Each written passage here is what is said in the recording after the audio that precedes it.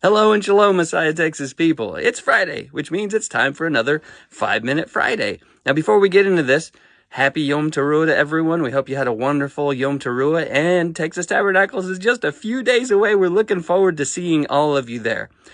For this week, we're talking about Psalm 96, so let's get into this.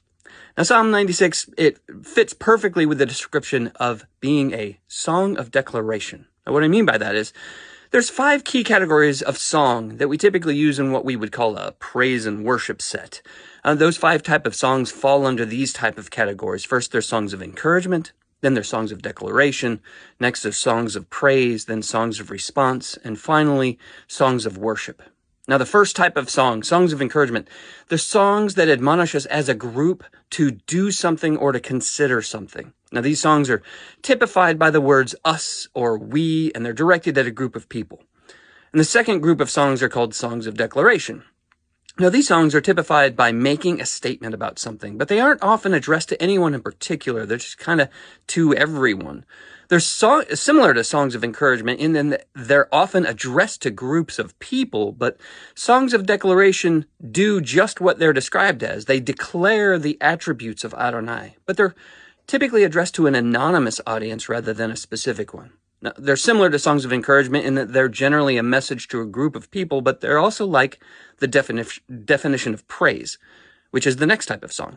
Praise is the expression of appreciation for Adonai, and it's most often done in joyfully recounting everything that he's done, and songs of praise reflect that. Generally speaking, however, songs of praise are more personal in nature, using a lot more I's and me's in them. Songs of declaration are more community-focused. They admonish the body of believers to participate in praise-like behavior. And that's exactly what we see here in Psalm 96. This psalm is a hymn of praise that celebrates Adonai's kingship over all the earth and calls all nations, not just Israel, to worship him. The first 3 verses are a call to worship, opening up with a triple summons. Oh, sing to Adonai a new song. Sing to Adonai all the earth. Sing to Adonai, bless his name, tell of his salvation from day to day. Declare his glory among the nations, his marvelous works among the peoples. Verses 4 through 6 then establish Adonai's supremacy. They say, for great is Adonai and greatly to be praised. He is to be feared above all gods. For all the gods of the peoples are worthless idols. But Adonai made the heavens. Splendor and majesty are before him. Strength and beauty are in his sanctuary. These verses describe how Adonai is great and greatly to be praised, greater than all the other so-called gods who are mere idols. By contrast, Adonai made all of creation, and those idols did nothing. Verses 7 through 9 then call all nations, all families of peoples, to ascribe glory and strength to Adonai. They're urged to bring offerings, to enter his courts, and to worship him in holy reverence, trembling before him. It says, ascribe to Adonai, O families of the peoples. Ascribe to Adonai glory and strength. Ascribe to Adonai the glory due his name. Bring an offering and come into his courts. Worship Adonai in the splendor of holiness. Tremble before him, all the earth.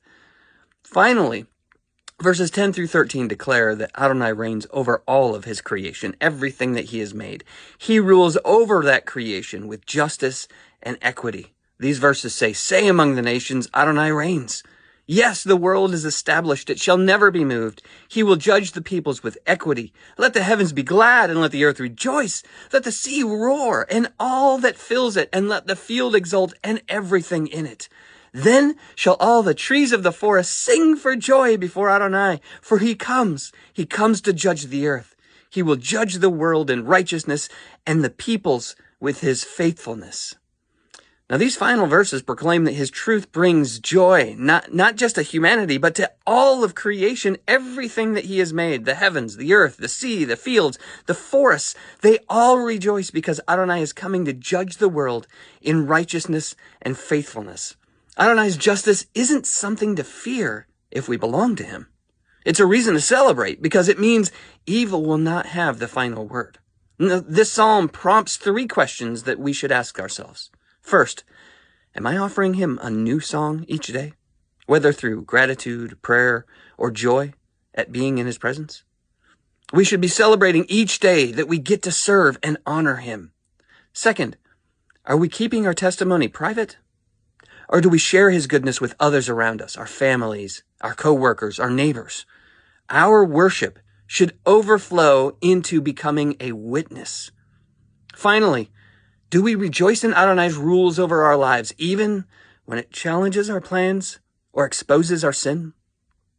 He is the good and righteous judge who sets all things right. We should be trusting in him and his faithfulness. As we are told, he is faithful and just to forgive us our sins and to cleanse us from all unrighteousness. This fact alone should inspire us to join with all creation and sing his praises. May that type of enthusiasm become the calling card of our lives. And that concludes our look at Psalm 96. Thanks for joining us, and may the blessings and shalom of Messiah be yours. Shalom.